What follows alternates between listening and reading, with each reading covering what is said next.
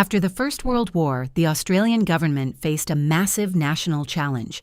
They had thousands of returning soldiers who were struggling to find work. The government wanted to show their appreciation for these veterans. They decided to grant these men large plots of land in Western Australia. The plan was for these veterans to become wheat farmers and rebuild their lives. But there was a logistical problem no one had anticipated. Australia is home to a massive, naturally occurring population of emus. These are huge, flightless birds that stand nearly 6 feet tall.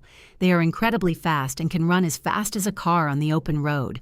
When the farming season began, the emus migrated inland. They discovered that the brand new wheat fields were a perfect place to feed. 20,000 emus descended upon the farms all at once. They acted like a feathered, invading army. They trampled the fragile crops into the dirt. They broke through the wire fences with ease. They created massive holes that let rabbits pour into the fields. The farmers were absolutely devastated. They were already struggling to survive the economic Great Depression. The loss of their wheat meant they were facing total financial ruin. The farmers pleaded with the government for help. They demanded that the military step in and handle the situation. The Minister of Defense was a man named Sir George Pearce. He saw an opportunity for a brilliant publicity stunt. He thought this would show the public that the government was decisive.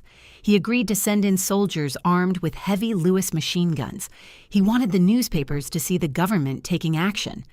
In November of 1932, the war officially began. A major and 2 soldiers arrived at the farms with their weapons. They expected the emus to be easy, stationary targets.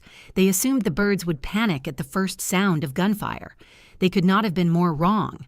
The emus proved to be incredibly fast and agile. They didn't stay in a big, predictable group. They split into small, chaotic squads whenever the shooting started. The soldiers struggled to aim at the fast-moving birds. The machine guns frequently jammed during the intense firing. At one point, they tried to mount a gun on a truck to chase them down. The truck bounced over the rough, uneven terrain so badly that they couldn't hit anything. The birds were surprisingly tough.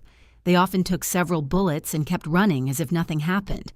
They seemed to have a natural armor that baffled the troops. The soldiers felt completely ridiculous trying to outsmart birds. After several weeks, the soldiers had fired thousands of rounds of ammunition. They had managed to kill only a tiny fraction of the emu population. The birds had barely been slowed down by the artillery. The Australian press began to mock the operation mercilessly. The newspapers called it a pathetic disaster. The government had to admit total defeat. They ordered the soldiers to withdraw from the farms immediately. The military had officially lost a war to birds. The emus remained the undisputed masters of the wheat fields. They continued to eat the crops without any further interference. It remains one of the most bizarre and hilarious military blunders in modern history. The Emu War serves as a humbling reminder of nature's resilience. It also highlights what happens when people severely underestimate their opponents. Even if those opponents happen to be flightless birds, the veterans were left to handle the problem on their own. They eventually turned to different methods to save their farms. But the legend of the Emu War lived on forever. It became a national joke that people still talk about today. It is a story that sounds completely made up, but it is entirely true. The birds won. The army lost. And it's a bizarre chapter in history that proves nature always finds a way. Ensure to leave your thoughts in the comments. Goodbye, and see you in the next one.